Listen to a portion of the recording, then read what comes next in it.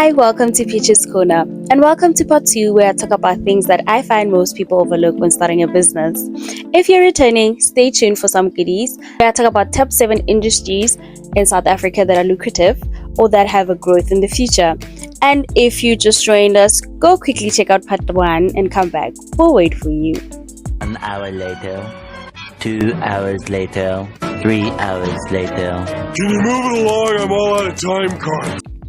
Okay, so the second thing that I found people overlook when starting a business is not doing any background check of the business they're starting or any research within the industry they're getting into. I'll use myself as an example. So in grade 10, there's something that we do and we choose our subjects that we're going to specialize in, if I may put it that way, for the rest of our years within high school. And from grade 8, I had known that I'm going to do something within the sciences. What I knew is that I wanted to become a doctor, and I wanted to be the highest paid doctor, which was a surgeon by then when I googled in primary school. Now, I didn't do any background check of what is science, what is being a doctor. All I knew was that I had to choose these specific subjects. And I was low-key setting up myself for failure because I didn't do any research. I didn't do any background of what subjects that I'm taking. Are there other avenues that I can explore within the science subjects that I'm going to take? And now that I have an internship in a science-based company, I see that there is a whole lot of things that I could have studied or ventured into within the same sciences and still make money. So if you're starting a business, I applaud you. Congratulations. But I also advise you to study the industry you're getting into and to do some background check on the type of business that you want to start, just so that you can be safe. They say that the first 2 years of a business, it's either a make or break. If you survive more than 2 years, you have a better chance of surviving, but you still need 3 more years to make sure that this is something that you're going to do. A business is a tricky thing. A business is something that does not have a roadmap, but there's certain guidelines that we can take into consideration to help us get a better outcome. Make sure that you do some research in the type of industry that you want to get into and a background check of what type of business.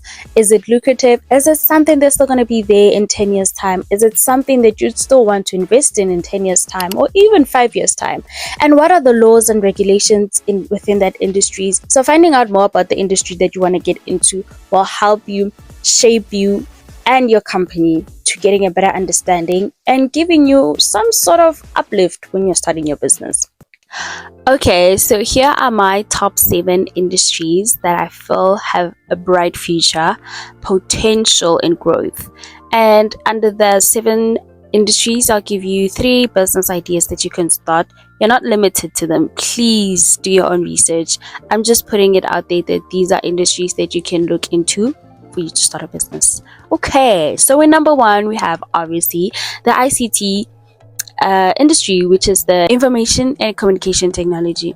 So under this, we have software development, where you can create custom software solutions for businesses or develop mobile apps.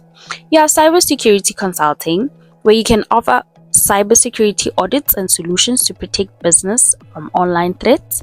You also have the digital marketing agency, specialized in online marketing strategies, SEO, search engine optimization, and social media management. These are the things that you can look into when you want to start a business. At number 2, we have the renewable energy industry. We have a solar panel installations. You can start a business where you install solar panels for residential and commercial buildings. We have the energy consulting, where you offer consulting services on energy efficiency and renewable energy.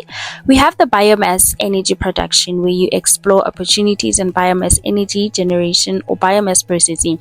Now, the energy or renewable energy industry is also a very, very big industry that still has a lot of places that it hasn't been tapped into, especially because as we need an alternative source of energy, an alternative source of electricity.